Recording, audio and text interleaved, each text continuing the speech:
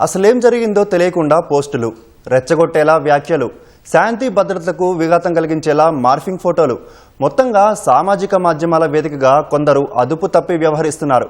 తామేం చేసినా ఎవరు గమనించరనే ధీమాతో లైకులు, షేర్లు, సబ్స్క్రైబర్ల కోసం దారి తప్పుతున్నారు. ఇలాంటి వారిపై హైదరాబాద్ పోలీసులు కఠిన వైఖరి అవలంబిస్తున్నారు. సోషల్ మీడియాలో వివాదాస్పద పోస్టులు పెడితే కేసులు నమోదు చేస్తున్నారు. హైదరాబాద్ ఆసిఫ్ నగర్ లో ఓ రౌడీ షీటర్ మంది మార్బలంతో చుట్టుపక్కల హల్చల్ చేస్తుంటాడు. ఇన్స్టాగ్రామ్ లో రెచ్చగొట్టే మాటలతో ఓ వీడియో రూపొందించి పోస్ట్ చేశాడు. అనుచరగణం ప్రశంసిస్తే పొంగిపోయాడు. 2 రోజులకే ఆనందం ఆవిరైంది. టాస్క్ ఫోర్స్ పోలీసుల నుంచి పిలుపొచ్చింది. తమదైన శైలిలో కౌన్సిలింగ్ అనంతరం తప్పైంది సార్, ఇంకెప్పుడూ రీల్స్ చెయ్యనట్టు బతుకు జీవుడా అంటూ బయటపడ్డాడు. బంజారాహిల్స్ లో 2 యువకులు నంబర్ ప్లేట్ లేని వాహనంలో ఎయిర్ పిస్టల్ ప్రదర్శిస్తూ జామ్ అంటూ దూసుకెళ్లారు.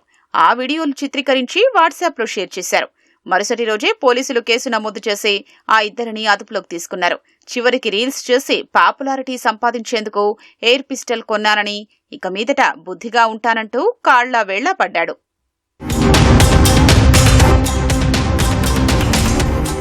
బంజారాహిల్స్ పోలీసు కమాండ్ కంట్రోల్ భవనంలోని ఐటీ సెల్ విభాగం సామాజిక మాధ్యమాలపై ప్రత్యేక దృష్టి సారించింది.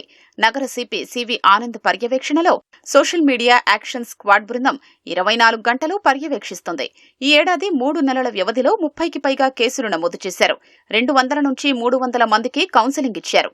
ఫేస్బుక్, వాట్సాప్, ఎక్స్, టెలిగ్రామ్, ఇన్స్టాలలో వస్తున్న పోస్టుల్ని పరిశీలిస్తున్నారు. వాటిలో రెచ్చగొట్టే కామెంట్స్, ఫోటోలు, వీడియోలు ఉంటే పోస్ట్ చేసిన వారిని గుర్తిస్తున్నారు. వాటిలో వదంతులు, అసత్య ప్రచారం ఉన్నట్లు నిర్ధారించాక కేసులు నమోదు చేస్తున్నారు.